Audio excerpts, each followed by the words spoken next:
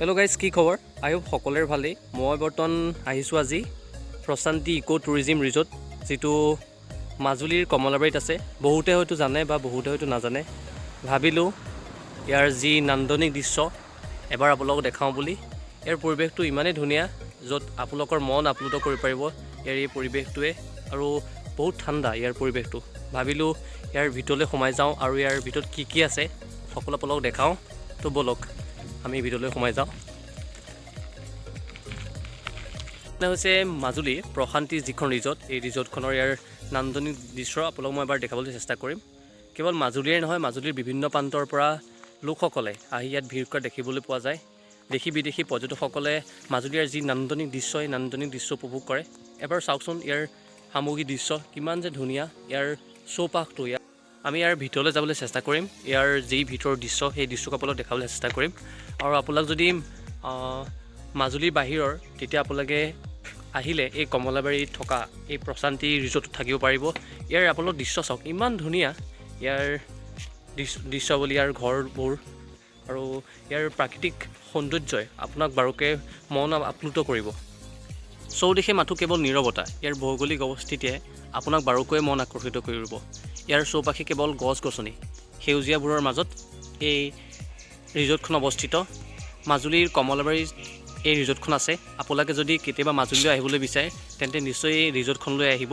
ইয়াৰ সামগ্ৰিক দৃশ্য এবাৰ চাওক, আপোনাৰ মন আপ্লুত হৈ পৰিব। এক যেন দ্বিতীয় বৃন্দাবনলৈ ৰূপান্তৰিত হৈছে ইয়াৰ চৌপাশ। কেৱল গছ গছনি আৰু গছ গছনিবোৰৰ মাজত এই ৰিজৰ্টখন।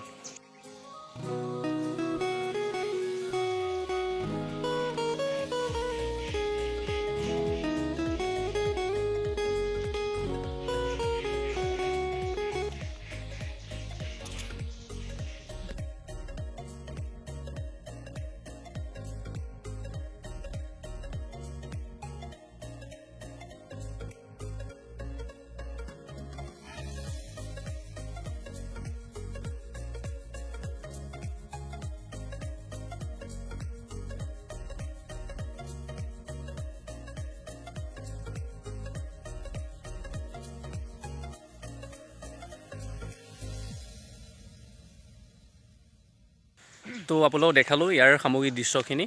তো এতিয়া আমি যাব ওলাইছোঁ। কেতিয়াবা যদি আপোনালোক মাজুলীলৈ আহে, নিশ্চয় এই প্ৰশান্তি ৰিজৰ্টখনলৈ এবাৰ আহিব আৰু ইয়াৰ যি সামগ্ৰিক দৃশ্য, সেই সামগ্ৰিক দৃশ্য চাব। চৌদিশে মাথো কেৱল নীৰৱতাই দেখিব ইয়াত, আৰু এক কোলাহলবিহীন ইয়াৰ পৰিৱেশ। এই প্ৰশান্তি ৰিজৰ্টখনৰ আপোনালোকক ইয়াৰ কাষৰ গছ গছনিবোৰ এবাৰ দেখাবলৈ চেষ্টা কৰিম।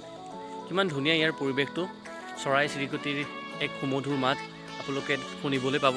আৰু আমি ভিতৰলৈ গৈ থাকোঁ, তাত বা কি আছে। তো ৰিজৰ্টটোৰ কাষতে কেইটামান ঘৰ আছে, ৰিজৰ্টৰে ঘৰ। আমি ভিতৰলৈ এবাৰ চাওঁচোন, তাত কি পৰিত্যক্ত অৱস্থাত আছে বৰ্তমান।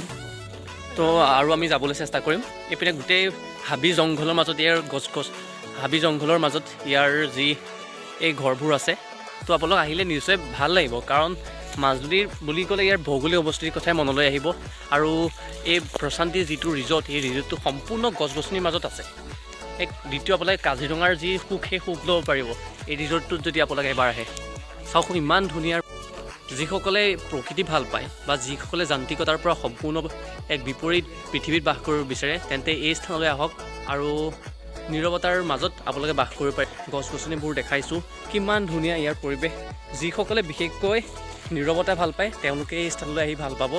কেৱল মাথোঁ নীৰৱতা, ইয়াৰ কোনো ধৰণৰ যান্ত্ৰিকতাৰ পয়োভৰ নাই, কেৱল মাথোঁ ইয়াত শান্তি। তো আহক, এই প্ৰশান্তি ৰিজৰ্টখনলৈ আহক আৰু ইয়াৰ যি নান্দনিক দৃশ্য, ইয়াৰ ভৌগোলিক অৱস্থিতি উপভোগ কৰক। আই হোপ ভিডিঅ'টো চাই সকলোৱে ভাল পালে। মোৰ পিছে বৰ এটা অভিজ্ঞতা নাই, ইয়াৰ আগতে মই এনেকৈ ভিডিঅ' বনোৱা নাছিলোঁ। গতিকে ভুল হোৱাটো স্বাভাৱিক, ভুলবোৰ আঙুলিয়াই দিব আৰু প্লিজ ছাপোৰ্ট কৰিব, যাতে মই আৰু আগুৱাই যাব পাৰোঁ। শেষত সকলোকে ধন্যবাদ জনাইছোঁ। পুনৰ লগ পোৱাৰ প্ৰতিশ্ৰুতিৰে আজিলৈ ইমানেই। ধন্যবাদ।